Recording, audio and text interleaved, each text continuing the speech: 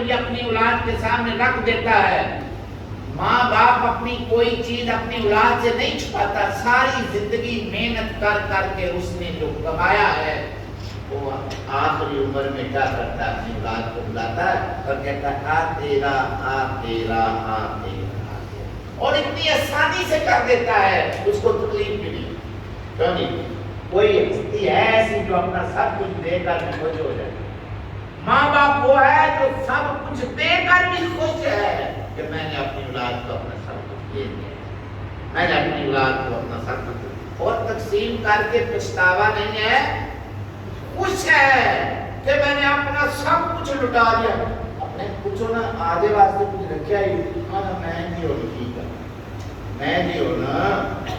ارے جو بندہ اپنا سب کچھ تیری خدمت میں پیش کر دے اور یہ کہہ دے کہ میں نے اب کوئی چیز رکھ کے کیا کرنا ہے, اب تو اس کا دل دکھائے گا, اب تو اس کو تکلیف پہنچائے گا, تو پھر اللہ فرماتا ہے جب اس طرح کوئی بندہ اپنے ماں باپ کے ساتھ ناروا سلوک کرتا ہے, جب اس کا ماں باپ اس طرح اب اس کے رویے کی وجہ سے اس سے ناراض ہو جاتا ہے, تو میں خدا بھی اس سے ناراض ہو جاتا ہوں.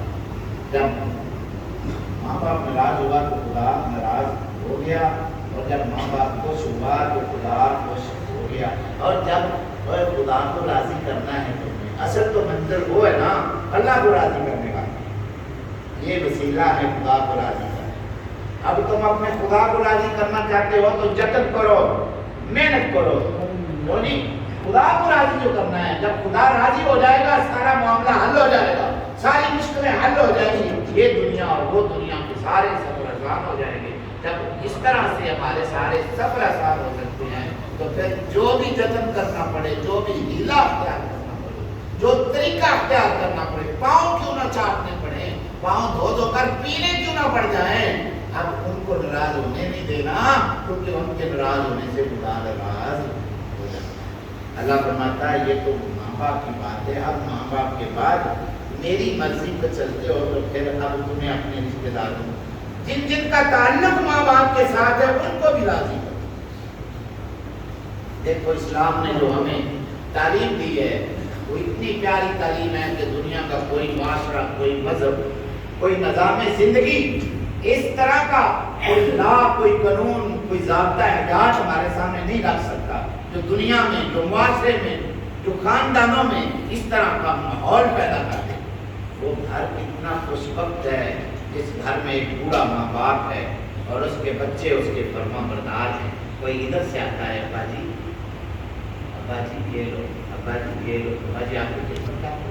تو اس گھر میں جو بوڑھا ماں باپ ہے, اب جب بچے اس کے ساتھ ایسا سلوک کرتے ہیں تو کیا ہوتا ہے, وہ بوڑھے ماں باپ جب چارپائی پر لیٹتے ہیں تو وہ اب اپنی اولاد سے خوش ہوتے ہیں. جب وہ خوش ہوتے ہیں تو وہ کہتے ہیں اللہ میرے بچوں کے ہاتھ پہ رحم, اللہ میرے بچوں کے ہاتھ پہ رحم فرما, اللہ میرے بچے بڑے نیک ہیں, بڑے چنگے.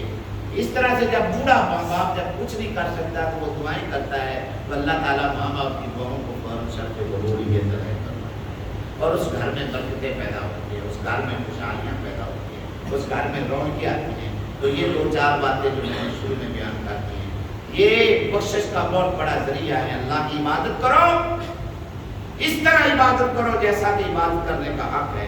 اللہ کے ساتھ کسی کو شریک نہ کراؤ اور اللہ کے بعد ماں باپ کو خوش رکھو, اور جن جن کا تعلق اور واسطہ ہے تمہارے ماں باپ کے ساتھ ان کو بھی خوش رکھنے کی کوشش کرو. انشاءاللہ انشاءاللہ انشاءاللہ ہماری یہ دنیا جنت بن جائے گی. وآخر دعوانا الحمدللہ رب العالمین. صلی اللہ علیہ وسلم.